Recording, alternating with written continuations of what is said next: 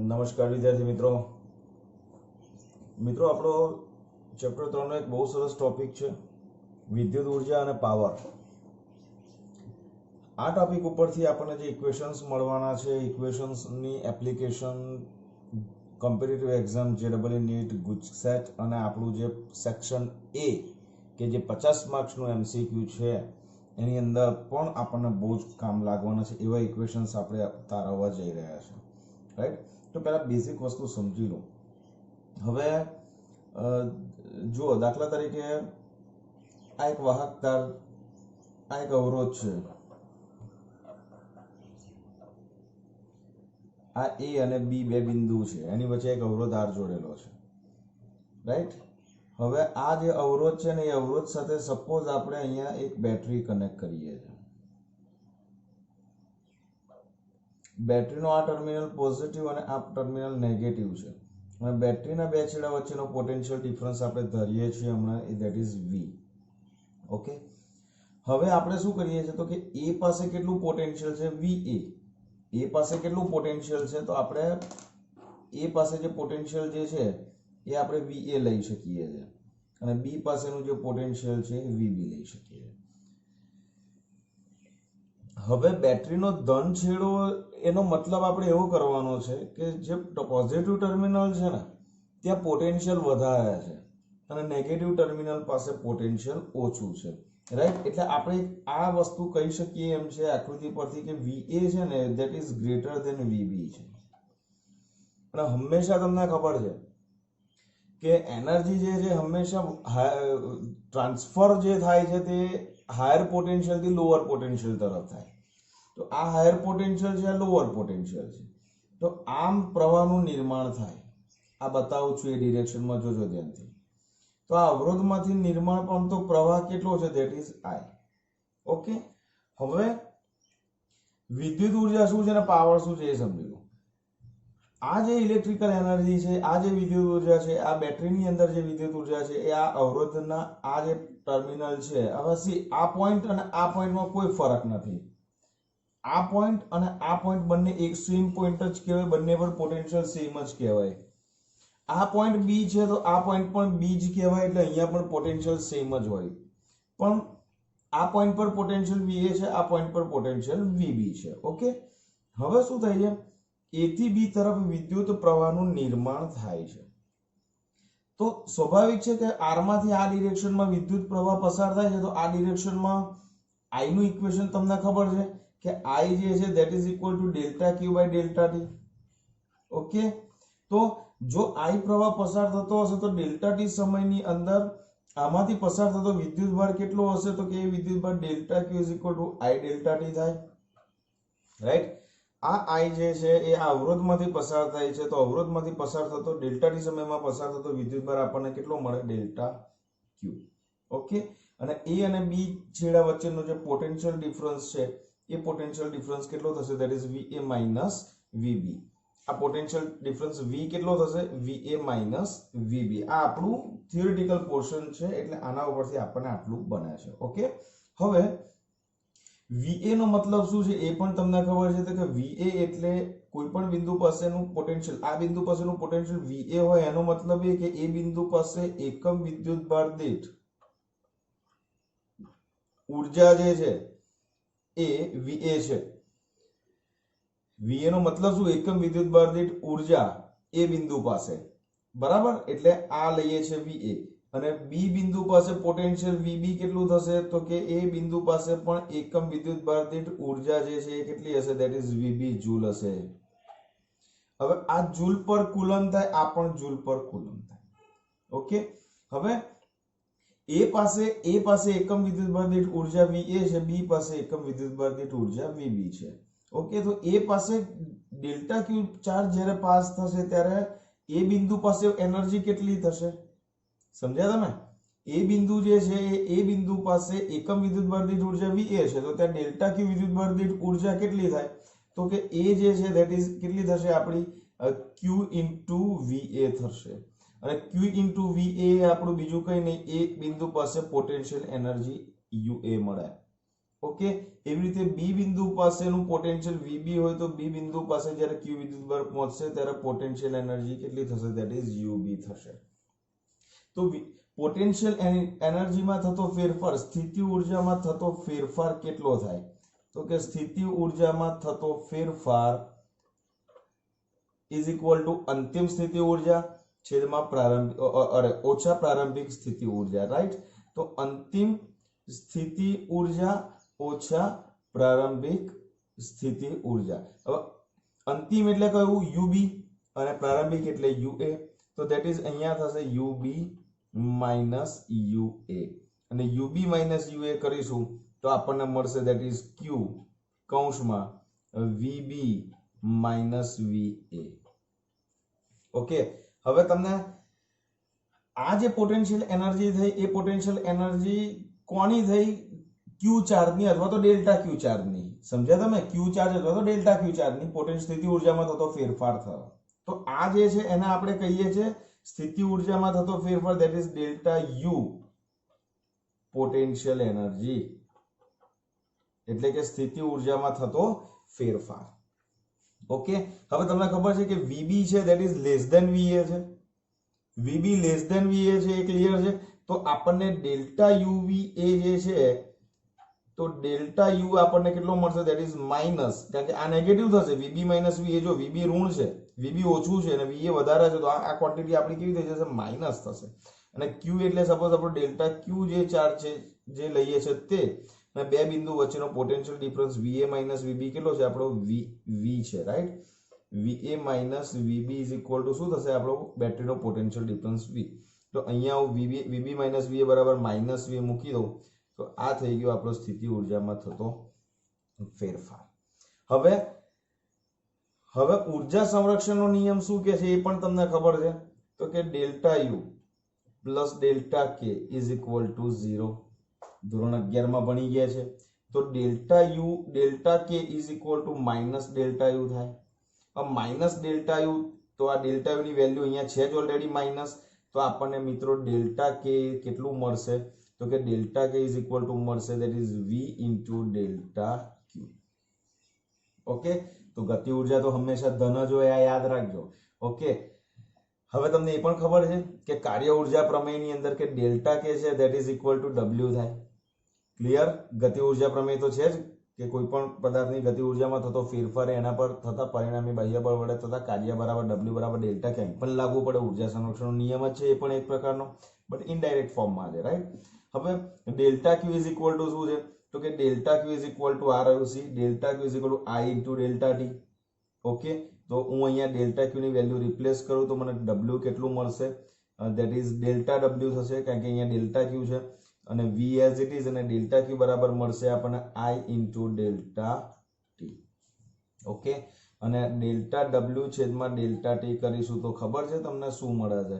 તો that is V into I. હવે આ શું છે યાદ કરો, તો કે કાર્ય છેદમાં સમય, અને કાર્ય છેદમાં સમય that is equal to power. તો P is equal to equation મળશે વોલ્ટેજ ઇન્ટુ કરંટ. બહુ જ અગત્યનું ઇક્વેશન, વી પાવરનું ઇક્વેશન થયું P is equal to V into I. અને હવે આપણે તારવવા જઈ રહ્યા છે એના બીજા સ્વરૂપો, રાઈટ? તો તમને ખબર છે ઓમનો નિયમ, V is equal to IR. તો આ વી ની આ આઈઆર વેલ્યુ હું અહીંયા રિપ્લેસ કરું છું, જોજો ધ્યાનથી.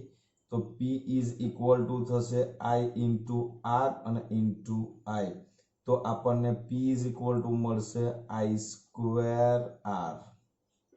આ બીજું ફોર્મેટ. ઓકે, અને બીજું કે આઈ ઇઝ ઇક્વલ ટુ આપણને મળે છે that is V by R. તો હું આ આઈ ની વેલ્યુ જે છે અહીંયા રિપ્લેસ કરું છું તો મને મળશે આઈ ની જગ્યાએ V square by R square અને ઇન્ટુ આર.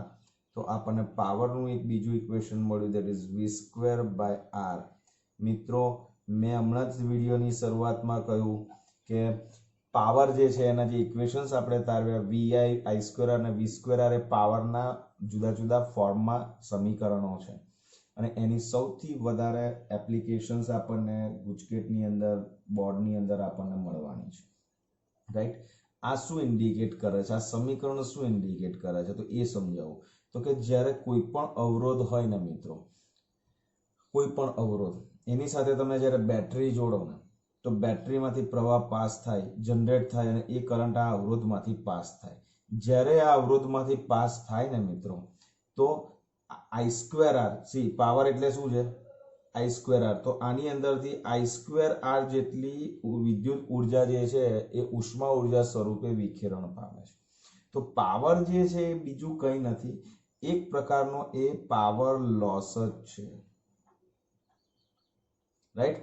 અને એને ગુજરાતીની અંદર ભૌતિક વિજ્ઞાનની ભાષામાં એને ઓહમિક વ્યય તરીકે ઓળખીએ છીએ. એટલે એકમ સમયમાં વપરાતી વિદ્યુત ઉર્જા અથવા તો એકમ સમયમાં વપરાતી વિદ્યુત ઉર્જા અથવા તો એકમ સમયમાં ઉદ્ભવતી ઉષ્મા ઉર્જા બંને સરખી જ હોય. તો આ જે પી છે ને એને તમે આવું પણ વાંચી શકશો, પી એટલે બીજું કંઈ નહીં, એકમ સમયમાં વપરાતી વિદ્યુત ઉર્જા તમે કહી શકશો અથવા એકમ સમયમાં ઉદ્ભવતી ઉષ્મા ઉર્જા પણ તમે કહી શકશો. ઓકે, તો બેઝિક વસ્તુ ખાસ છે આની અંદર. તો એ તમારે આ વિદ્યુત ઉર્જાને પાવરની અંદર આટલી મેટર્સ બેઠી જે મેં જે ફોર્મેટમાં લખી છે, વિડીયો એકવાર આખો નોર્મલ ફોર્મેટમાં એકદમ મૂવી જોતા હોય એમ આખો વિડીયો એકવાર જોઈ લેવાનો, દેન આફ્ટર બીજી વાર ચાલુ કરો ત્યારે આ બધું સાથે સાથે લખતા જાઓ. અને આ 3 ઇક્વેશન્સ જે છે એ ઇક્વેશન્સ તમારા બેઝિક ઇક્વેશન્સ છે જેની સૌથી વધારે તમારે જરૂર તમને પડવાની છે. ઓકે, તો હજુ સુધી ક્વેશ્ચન્સ આવો પૂછાયો નથી કે વિદ્યુત ઉર્જાને પાવર સમજાવો, પૂછાય તો વેલ એન્ડ ગુડ લખી નાખવાનું છે, પણ મોટે ભાગે એના ઇક્વેશન્સની એપ્લિકેશન્સ વધારે આવશે. ઓકે, એટલે દાખલામાં આ સમીકરણોની જરૂર સૌથી વધારે પડશે, મારો કહેવાનો મતલબ એટલો છે. ઓકે, તો લખી લો શાંતિથી, જોઈએ નેક્સ્ટ ટોપિક પછી. ચાલો મિત્રો, સરસ ટોપિક છે બીજો, વિદ્યુત ચાલક બળ અને ટર્મિનલ વોલ્ટેજ. બરાબર, વિદ્યુત ચાલક બળ જે છે ને એને આપણે ઇલેક્ટ્રોમેગ્નેટિક ફોર્સ કહીએ છીએ ઇંગ્લિશમાં, અને ટૂંકમાં હવે આપણે એને કહીશું ઈએમએફ. ઈએમએફ નો મતલબ તમારે કરવાનો છે ઇલેક્ટ્રોમેગ્નેટિક ફોર્સ, અને એની સંજ્ઞા છે આ રીતે બનાવવાનો છે તમારે એપ્સાઇલોનની ટાઈપ. બરાબર, કેપિટલ ઈ નથી રાખવાનો. ઓકે, અને ટર્મિનલ વોલ્ટેજ જે છે એ ટર્મિનલ વોલ્ટેજ એટલે તમારે યાદ રાખવાનું છે ધેટ ઇઝ કેપિટલ વી. આ બંને પોટેન્શિયલ ડિફરન્સ છે. ઓકે, બંને પોટેન્શિયલ ડિફરન્સ છે.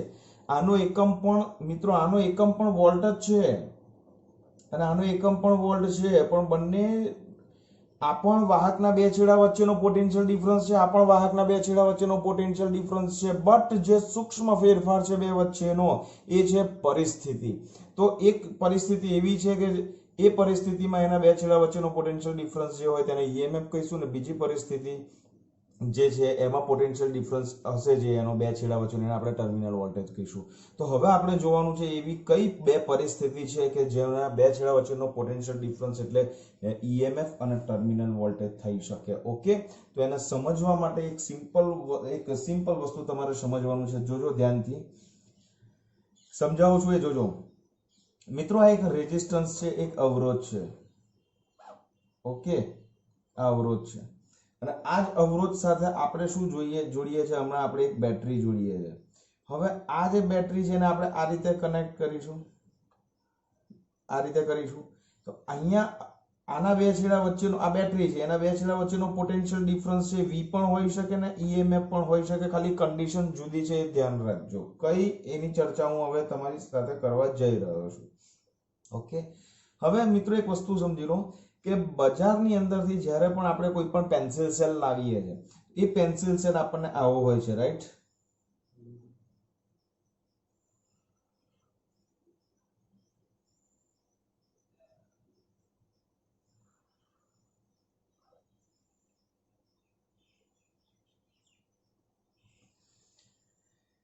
ક્લિયર છે? અને આ જે એનું આગળનો જે પોઈન્ટ છે ને એને આપણે કહીએ છીએ પોઝિટિવ ટર્મિનલ, અને એનું આ ધાતુનું જે પાત્ર છે જસતનું વોટેવર ઇટ ઇઝ મેટલ, તો એને આપણે કહીએ છીએ ઋણ. ઓકે, હવે જોજો હું આની સાથે અત્યારે એક રેઝિસ્ટન્સ કનેક્ટ કરું છું. આ બેટરી છે ને એ જ આ બેટરી છે એવું સમજો તમે. ખાલી ઓપોઝિટ ડિરેક્શનમાં મેં ડ્રો કરેલ છે ટર્મિનલ, એટલે કઈ કન્ફ્યુઝ થવાની જરૂર નથી, સમજ પડી જશે. ઓકે, હવે આમાંથી પ્રવાહ પાસ થશે, આમાંથી પ્રવાહ પાસ થશે, તો શું થશે? અહીંયાથી ચાર્જ જ્યારે અહીંયાથી વિદ્યુત પ્રવાહ આવે છે, અહીંયાથી ચાર્જ આવી રહ્યો છે ત્યારે એ અહીંયા આવશે ને, તો અહીંયા આનું પોટેન્શિયલ પ્લસ વી છે, આનું માઇનસ વી છે. ઓકે, હવે અહીંયા એકમ ધન વિદ્યુતભાર દીઠ ઉર્જા વી છે, પ્લસ વી. એ જ્યારે અહીંયા આવે છે ને ત્યારે એની ઉર્જા પ્લસ વી જ હોય છે, પણ જ્યારે અવરોધમાંથી પાસ થઈને અહીંયા આવે છે ને ત્યારે એની એ પ્લસ વી જે ઉર્જા છે ને ઝીરો થઈ જાય છે. ઝીરો થઈ જાય છે તો અહીંયા એની ઉર્જા કેટલી થઈ ગઈ છે તમારી? ઝીરો. આપણે આ ઋણ જે છે ને અહીંયા પોટેન્શિયલ આપણે માઇનસ વી ઝીરો ધારીએ છે અને અહીંયા પોટેન્શિયલ પ્લસ વી ધારીએ છે. હવે તમને ખબર છે આ જે છે ને એ 1.5 વોલ્ટનો સેલ આવે છે. આ V ઇક્વલ ટુ 1.5 વોલ્ટ એટલે શું? તો કે એના બે ટર્મિનલ વચ્ચેનો પોટેન્શિયલ ડિફરન્સ 1.5 વોલ્ટ હોય. આ પ્લસ ટર્મિનલ છે, આના પર પોટેન્શિયલ 10 વોલ્ટ હોય ને મિત્રો, તો અહીંયા આગળ માઇનસ, અહીંયા આગળ 8.5 વોલ્ટ જ હોય આ નેગેટિવ ટર્મિનલ પર. તો જ આ બે વચ્ચેનો પોટેન્શિયલ ડિફરન્સ કેટલો થાય? 1.5 થાય. તો અહીંયા એકમ ધન વિદ્યુતભાર દીઠ ઉર્જા 10 જૂલ હોય, તો અહીંયા એકમ ધન વિદ્યુતભાર દીઠ જે ઉર્જા છે 8.5 જૂલ હોય, તો જ બે વચ્ચેનો પોટેન્શિયલ ડિફરન્સ 1.5 થાય. ઓકે, કોઈ એવું કે સર અહીંયા 10 નહીં, અહીંયા 20 હશે કે અહીંયા 25 હશે. ચલો, અહીંયા 25 વોલ્ટ હોય તો અહીંયા આગળ તમે સમજી લો 23.5 વોલ્ટ જ હોય, તો જ બે વચ્ચેનો પોટેન્શિયલ ડિફરન્સ 1.5 વોલ્ટ રહે. ઓકે, આપણે હવે શું કરીએ છીએ? તો આપણે આ 1.5 વોલ્ટ જો હું અહીંયા પોટેન્શિયલ હું અહીંયા એકમ ધન વિદ્યુતભાર દીઠ 1.5 જૂલ લઉં, એકમ ધન વિદ્યુતભાર દીઠ 1.5 જૂલ લઉં, તો બાય ડિફોલ્ટ અહીંયા એનર્જી કેટલી થઈ જાય? ઝીરો થઈ જાય. તો ઋણ સ્થિતિમાં આપણે ઉર્જા હંમેશા ઝીરો ગણીએ છીએ. ઓકે, અહીંયા ઉર્જા ઝીરો ગણીએ છીએ, 0 જૂલ ગણીએ છીએ અને અહીંયા વી જૂલ ગણીએ છીએ પોઝિટિવ ટર્મિનલ પાસે. ક્લિયર થાય છે? ઓકે, હવે જોજો, ધ્યાનથી સમજજો. હવે જ્યારે અહીંયા એકમ ધન વિદ્યુતભાર દીઠ 1.5 જૂલ હતી, તો એ અહીંયા આવે છે ત્યારે સુધી એની ઉર્જા 1.5 જૂલ જ રહે છે, પણ અહીંયા આવે છે ને ત્યારે એની ઉર્જા 0 જૂલ થઈ જાય છે. હવે આપણે એવું કેમ ધારી લીધું અહીંયા 0 જૂલ થાય છે? કારણ એની ચર્ચા આપણે પછી કરીએ છીએ. અહીંયા 0 જૂલ થઈ જાય તો એ જ એકમ ધન વિદ્યુતભાર અહીંયાથી નીકળ્યો તો એની પાસે 1.5 જૂલ ઉર્જા એને ધારણ કરેલી હતી, અહીંયા 1.5 હતી. આમ અવરોધમાંથી પાસ થયો એટલે ઉર્જા 0 થઈ ગઈ. એનો મતલબ એ કે એની પાસે જેટલી પણ વિદ્યુત ઉર્જા હતી એ અવરોધની સામે લડવામાં ખર્ચાઈ ગઈ, ઉષ્મા ઉર્જા સ્વરૂપે વિખેરણ પામી ગઈ, તો અહીંયા એની ટોટલ એનર્જી 0 થઈ ગઈ. હવે શું થશે? એ જે ઉર્જા છે અહીંયા આવશે, તો આ રાસાયણિક કોષ છે, તમે ભણી ગયા છો. તો આ રાસાયણિક કોષ જે છે, રાસાયણિક કોષની અંદર એ જ એકમ ધન વિદ્યુતભાર પર પાછું વર્ક થશે અને એ એકમ ધન વિદ્યુતભાર અહીંયા આવશે ત્યારે એની એનર્જી પાછી 1.5 જૂલ થઈ જશે. ઓકે, તો જેવો અવરોધમાંથી પાસ થશે એટલે પોતાની કેટલી ઉર્જા ગુમાવશે? 1.5 ગુમાવી જ દેશે, બધી જ ગુમાવી દે. તમને એવું થશે 1.5 લઈને નીકળ્યો તો અહીંયા અહીંયા આવે ને એની પાસે કંઈક ઉર્જા વધતી હોય એવું ના બની શકે? તો કે ના બની શકે. કેમ? ધારી લો આનો પોટેન્શિયલ ડિફરન્સ 1.5 વોલ્ટ છે, બરાબર. હવે શું કરીએ છીએ?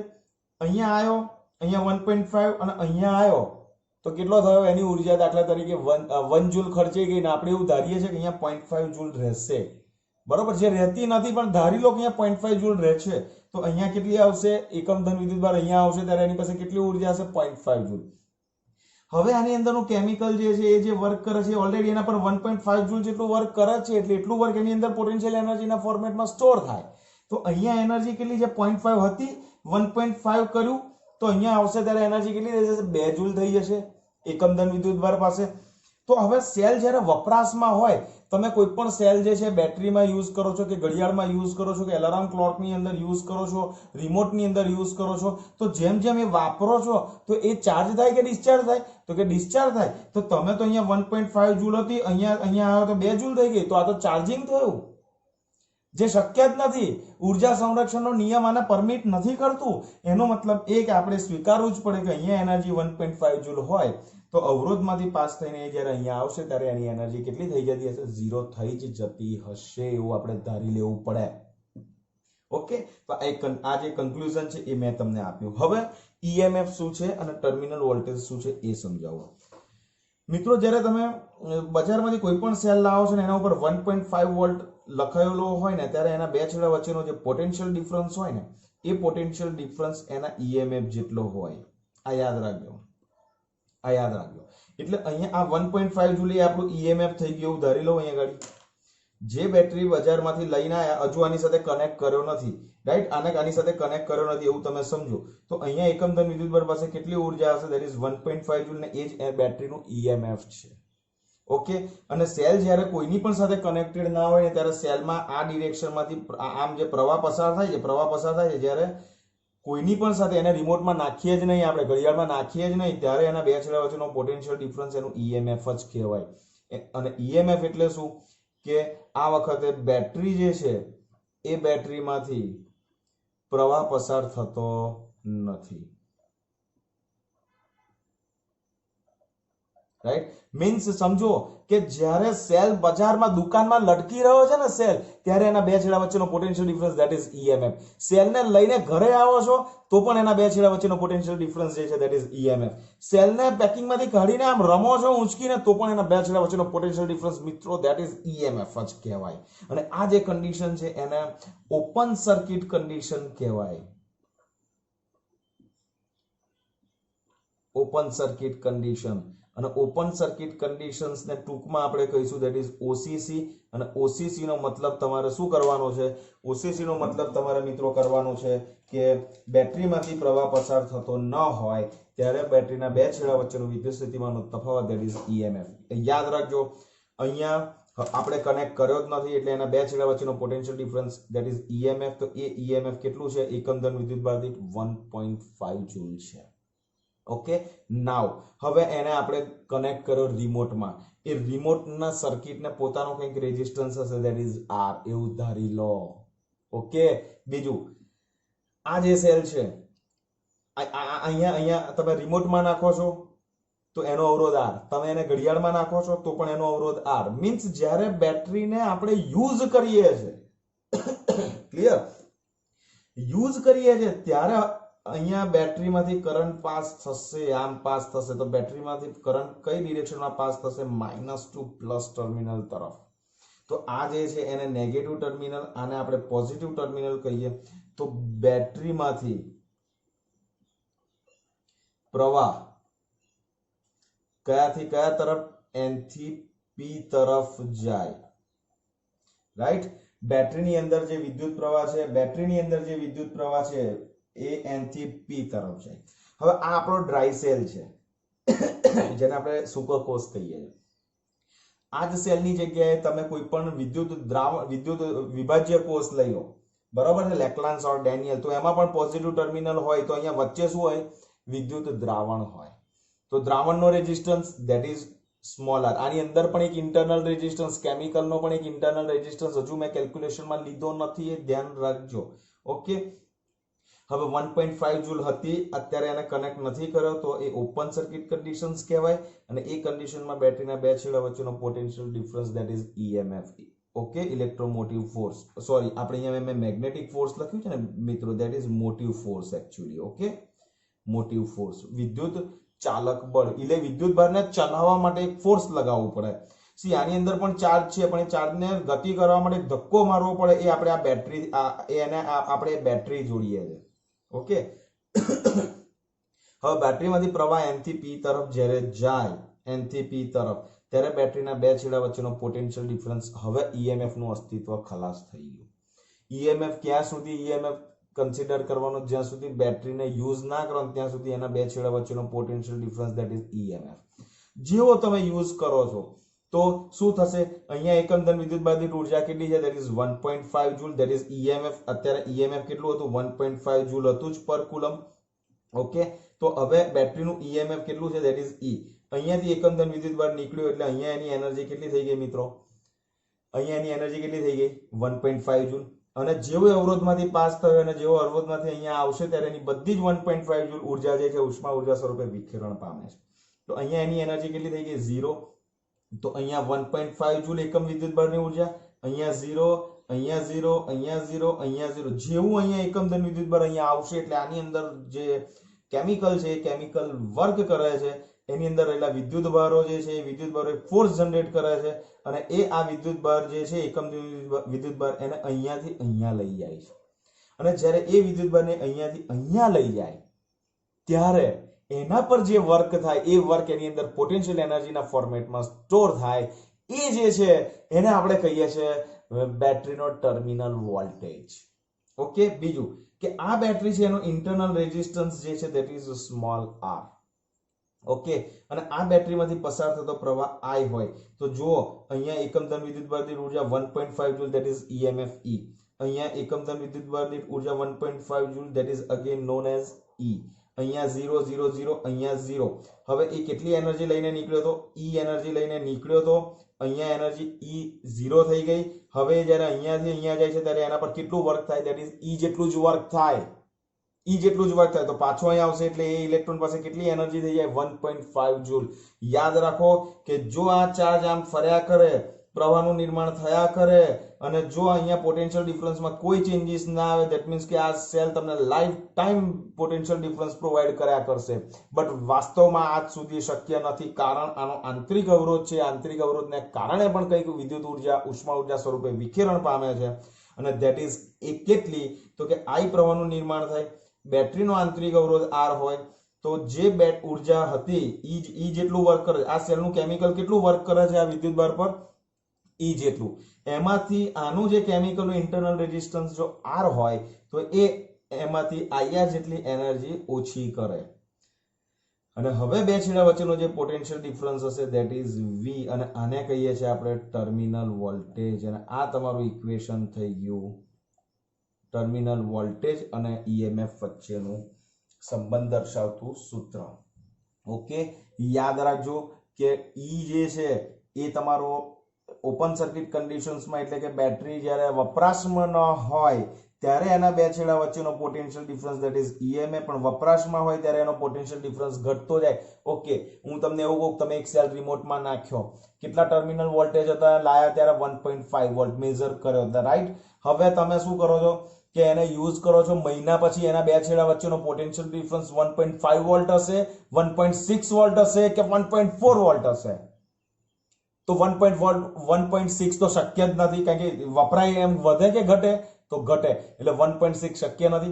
1.5 પણ શક્ય નથી, કારણ કે આનો આંતરિક અવરોધ હોય જ. તો સ્વાભાવિક છે કે ધીરે ધીરે એના બે છેડા વચ્ચેનો પોટેન્શિયલ ડિફરન્સ ઘટતો જશે અને એનો પોટેન્શિયલ ડિફરન્સ જે છે that is terminal voltage, right? એટલે બેટરીમાંથી જ્યારે પ્રવાહ પસાર થાય ત્યારે બે છેડા વચ્ચેનો પોટેન્શિયલ ડિફરન્સ એટલે ટર્મિનલ વોલ્ટેજ, અને બેટરીમાંથી પ્રવાહ પસાર ન થાય ત્યારે બે છેડા વચ્ચેનો potential difference that is EMF. અને એ જ બે પરિસ્થિતિ જે મેં તમને શરૂઆતમાં કહ્યું એની જે મેં ચર્ચા કરી તે આ બે પરિસ્થિતિ છે. ક્લિયર? તો આ જે ઇક્વેશન છે એ ઇક્વેશન્સના પર આધારિત તમારા એક્ઝામ્પલ્સ છે. તો યાદ રાખો કે તમને એવું પૂછાય કે બેટરી, તમને એવું પૂછાય કે કોઈ પણ બેટરીના બે છેડા વચ્ચેનો વિદ્યુત સ્થિતિમાનનો તફાવત અથવા તો એનો EMF ટર્મિનલ વોલ્ટેજ જેટલું ક્યારે થાય? ટર્મિનલ વોલ્ટેજ અને V અને E સરખા ક્યારે થાય? મને ખાલી એટલું કહો. તો એક વસ્તુ ક્લિયર છે કે V અને E સરખા ત્યારે જ થશે કે જ્યારે IR 0 થશે. ક્લિયર? V ને E સરખા કરવા હોય તો IR 0 બનાવવો પડે. હવે IR 0 કરવો હોય તો એક વસ્તુ ક્લિયર છે, સમજી લો કે R 0 હોઈ શકે અથવા તો I 0 હોય તો તમારો IR 0 થાય. હવે આંતરિક અવરોધ 0 શક્ય જ નથી. આજ સુધી દુનિયામાં એવી કોઈ બેટરી નહીં બની કે તમે બજારમાંથી ખરીદી, એને લગાડી, એને યુઝ કરી અને તમારે આજીવન વર્ષોના વર્ષો, યુગોના યુગો એ બેટરી ચાલુ, એ બેટરી તમને કામ કર્યા જ કરે. એ શક્ય ખરું નથી, કારણ કે એના આંતરિક અવરોધ ઇન્ટરનલ રેઝિસ્ટન્સ હોય જ. મીન્સ આ શક્ય નથી. તો તમારી પાસે આ જ કન્ડિશન્સ ખાલી વધી. ઓકે, તો યાદ રાખો કે I0 હોય, I0 એટલે શું? બેટરીમાંથી પસાર થતો પ્રવાહ 0 હોય તો બેટરીના બે છેડા વચ્ચેનો પોટેન્શિયલ ડિફરન્સ એટલે બેટરીનું EMF, અને બેટરીમાંથી પ્રવાહ પસાર થાય તો એના બે છેડા વચ્ચેનો પોટેન્શિયલ ડિફરન્સ એટલે બેટરીનો ટર્મિનલ વોલ્ટેજ. ઓકે, તો બહુ ફાઇન ટોપિક છે, જરૂર પડવાની છે. આ ઇક્વેશન યાદ રાખો, V is equal to E minus IR, તમારે આ યાદ રાખવાનું છે. ક્લિયર? આ જનરલ વાત છે. ઓકે, તમને એવું થાય કે સાહેબ આ જે R છે આ R માંથી પણ પ્રવાહ પસાર થાય તો આના કારણે પણ એનર્જી લોસ થાય, તો અહીંયા આપણે એ પણ એડ કરવું પડે, plus I minus IR capital R પણ કરવું પડે. રાઈટ. પણ હમણાં આપણે કરવાની જરૂર નથી, આપણે દાખલા જેવી રીતે આપણી પાસે આવશે એ રીતે આપણે કન્સિડર કરીશું. હવે આ જ ઇક્વેશન v બરાબર e માઇનસ ir તમારી પાસે છે, તો v બરાબર ઓમનો નિયમ પણ છે તમારી પાસે, v is equal two ir. Okay, તો આ બંનેને હું સરખાઈ દઉં તો ir ઇઝ ઇક્વલ ટુ મળશે આપણને e માઇનસ ir. તો ir આ બાજુ આવશે તો કોમન કરી લઉં, that is r plus small r અને which is equal to e. તો i જે છે એ ઇક્વેશન્સ બનશે, that is e divided by r plus small r. એમાં કેપિટલ R જે છે આપણો બાહ્ય અવરોધ કહેવાય, સ્મોલ r જે છે સેલનો આંતરિક અવરોધ કે જે એના કેમિકલ્સની ઇમ્પ્યુરિટીઝ એની અશુદ્ધિઓને કારણે પણ જનરેટ થઈ શકે છે, રાઈટ. અને યાદ રાખો કોઈ પણ સેલ આજ સુધી એવો બન્યો નથી કે જેને ઇન્ટરનલ રેઝિસ્ટન્સ ના હોય, બરાબર. યાદ રાખો જેટલો બેટરીનો ઇન્ટરનલ રેઝિસ્ટન્સ ઓછો હશે, હોય તો ખરો જ, R0 પોસિબલ જ નથી, યાદ રાખો કંઈક તો હોય, પણ જે બેટરીનો ઇન્ટરનલ રેઝિસ્ટન્સ ઓછો હોય સ્વાભાવિક છે એનું કોસ્ટિંગ વધારે જ હોય. કેમ કે તમારી વિદ્યુત ઉર્જા જે છે એનું ઉષ્મા ઉર્જા સ્વરૂપે વિખેરણ છે, વિખેરણ કેવું થશે, ઓછું થશે. તો બહુ ફાઇન ટોપિક છે, વાંચજો ટેક્સ્ટબુકની અંદર. ટેક્સ્ટબુકની અંદર મેં ડ્રાય સેલ લઈને સમજાયો છે, ટેક્સ્ટબુકની અંદર એ જ વસ્તુ તમને લેક્લાન્સ કે વિદ્યુત વિભાજ્ય દ્રાવણનો કોર્સ સમજાયો છે એ લઈને, પણ doesn't matter, whatever it is, બહુ કન્સર્ન નથી કરતું, કોન્સેપ્ટ એનો એ જ રહે છે. તો આટલી વસ્તુ ખાસ જોઈ લેજો. ક્લિયર? તો મળીએ.